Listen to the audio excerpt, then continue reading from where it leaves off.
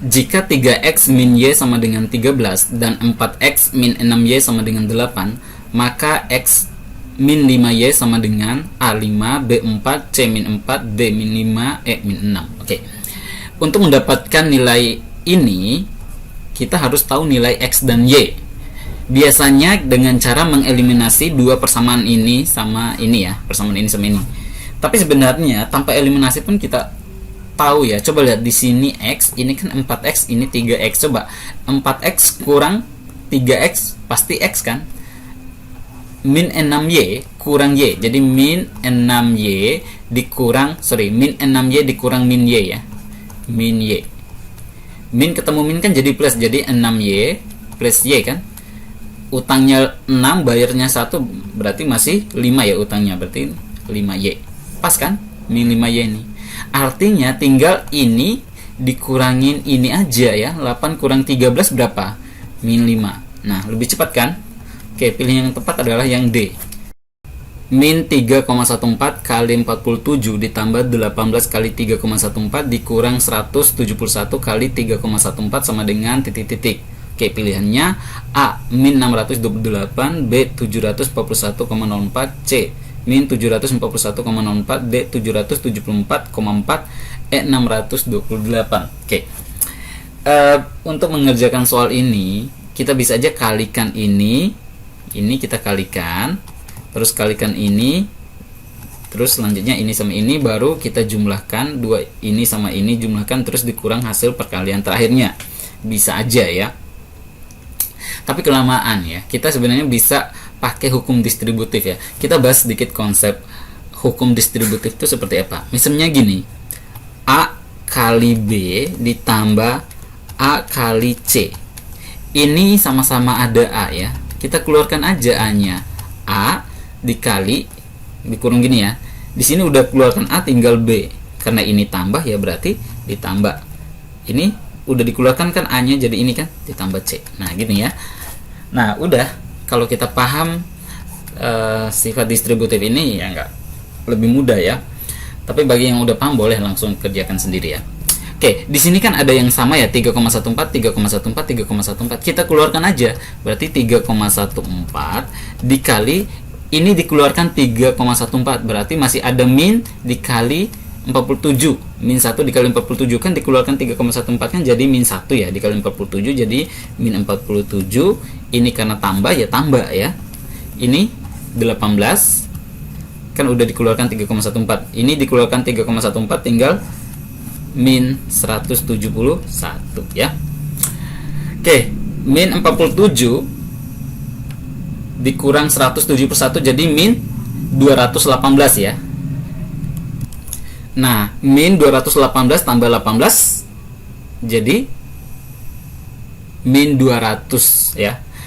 Jadi bisa kita tulis 3,14 dikali min 200. Tapi min 200 boleh dong saya tulis min 2 dikali 100. Kenapa coba?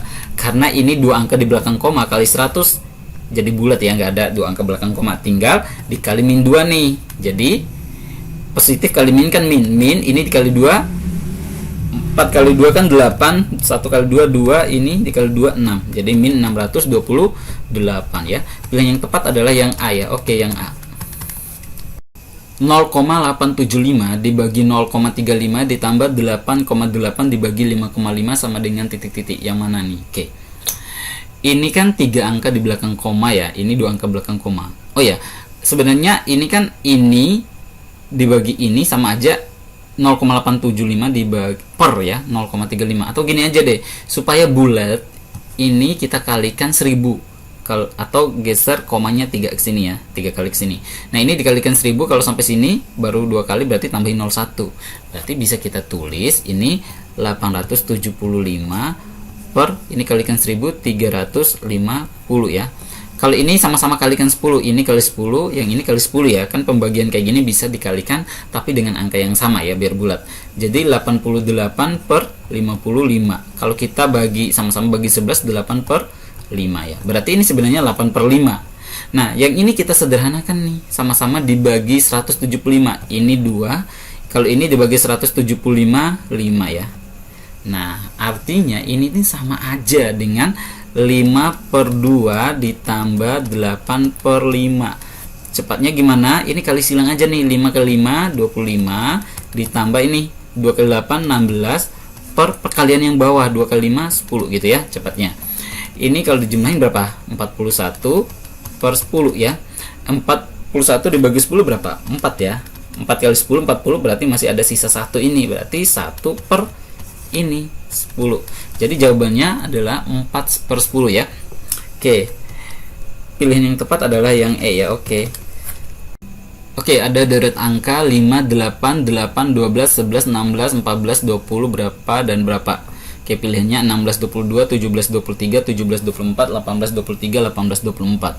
Coba, kalau banyak gini, ini kan sebenarnya agak banyak ya. Coba kita loncat satu ya. 5 ke 8, 8 ke 11, 5 ke 8 tambah 3, 5 ke 8 tambah 3, 8 ke 11 tambah 3, 11 ke 14 tambah 3, berarti loncat 1 ini ditambah 3 jadi 17 ya. Coba ini 8 ke 12 kan tambah 4, 12 ke 16 ditambah 4, 16 ke 20 ditambah 4, berarti tambah 4 lagi 24. Oh ya, mudah ya, 17 24. Oke, jawabannya yang C. Jadi di soal deret kayak gini ada yang mudah, ada yang sulit ya. Mungkin ini soal yang mudah untuk deret angkanya ya. Oke, yang C ya. Nilai-nilai Pancasila sudah ada sejak zaman dulu dan sudah melekat dalam diri bangsa Indonesia sebelum Indonesia merdeka. Artinya, A. Sejak dahulu Pancasila sudah menjadi dasar negara Indonesia. B. Sebelum Indonesia merdeka sudah ada rumusan Pancasila seperti yang ada sekarang. C. Pancasila tidak ada hubungan sama sekali dengan kehidupan bangsa Indonesia sebelum merdeka. Ini salah ya, bahwa sebenarnya Pancasila tuh memang udah ada dalam diri bangsa Indonesia. D. Nilai-nilai Pancasila sudah ditemukan dalam diri bangsa Indonesia sebelum merdeka. Ini benar ya. E. Nilai luhur kebanggaan bangsa. Benar juga. Jadi A, B, D sama E ini benar, tapi kita harus lihat konteks soalnya ya. Di sini dikatakan sudah ada sejak zaman dulu dan sudah melekat dalam diri bangsa Indonesia. Karena Pancasila itu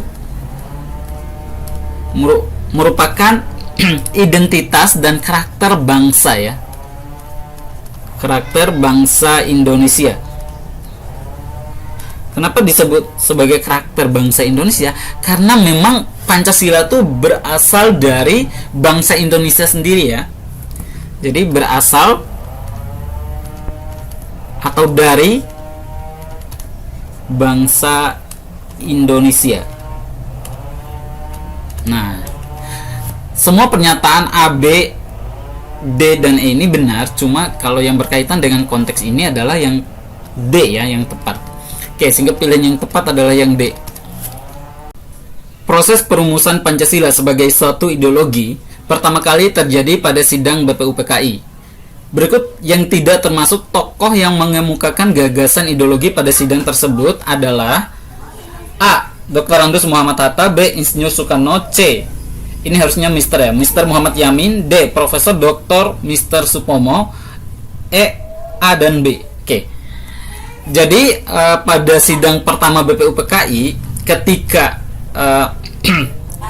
membahas tentang rumusan dasar negara, yang menyampaikan konsep dasar negara itu yang pertama Mr. Muhammad Yamin pada tanggal 29 Mei. Terus pada tanggal 31 Mei Profesor Supomo ya. Nah, yang terakhir 1 Juni itu Insinyur Soekarno. Nah, ini ya. Berarti yang bukan itu yang A. Sedikit kita bahas apa aja sih konsep dasar negara yang diusulkan oleh ketiga tokoh ini. Yang pertama yang diusulkan oleh Mr. Muhammad Yamin pada tanggal 29 Mei itu apa aja? Yang pertama itu pri kebangsaan. Yang kedua pri kemanusiaan. Yang ketiga pri ketuhanan. Yang keempat pri kerakyatan. Yang kelima kesejahteraan rakyat atau kita singkat Kesraja ya. Nah, untuk tanggal 31 Mei yang disampaikan oleh Profesor Supomo meliputi persatuan, terus kekeluargaan,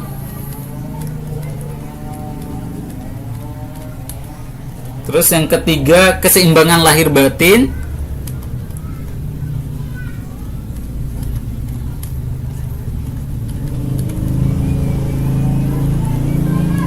yang keempat itu musyawarah, terus yang kelima keadilan sosial atau kita singkat KESOS ya. Nah, untuk yang 1 Juni yang disampaikan oleh Insinyur Soekarno, Bapak Insinyur Soekarno, yang pertama itu adalah kebangsaan atau nasionalisme. Yang kedua kemanusiaan. Yang ketiga mufakat atau demokrasi.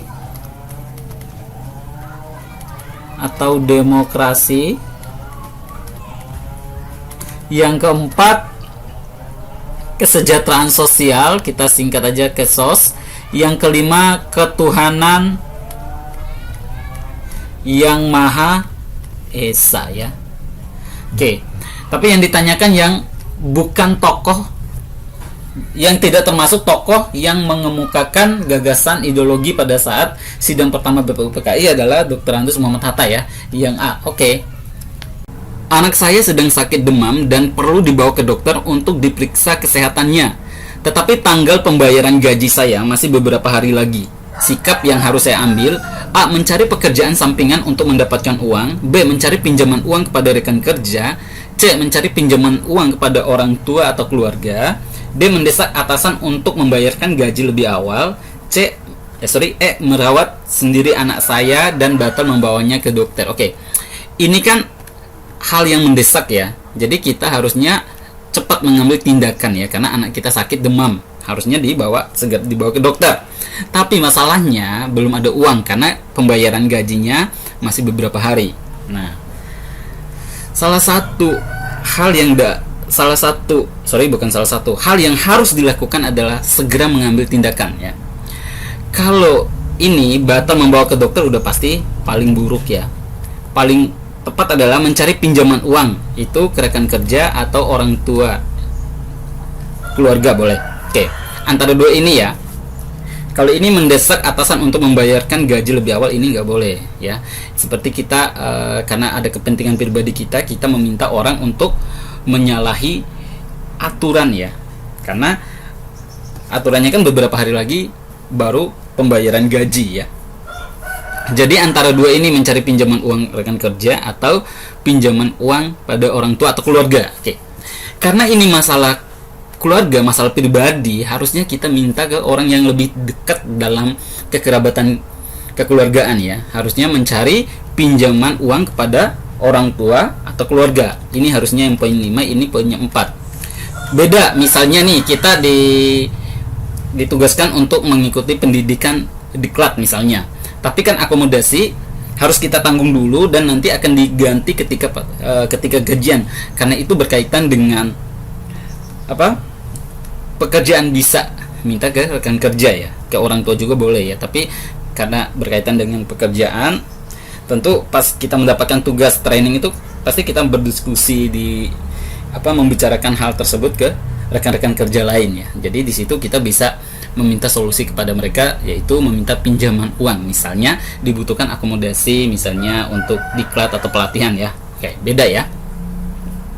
Terus yang ini poinnya 3, dibandingkan yang ini mencari pekerjaan sampingan untuk mendapatkan uang, ini poinnya 2. Oke, karena ini ada usaha gimana caranya untuk mendapatkan uang untuk merawat anak kita ya nih. Oke, seperti ini ya pemberian poinnya.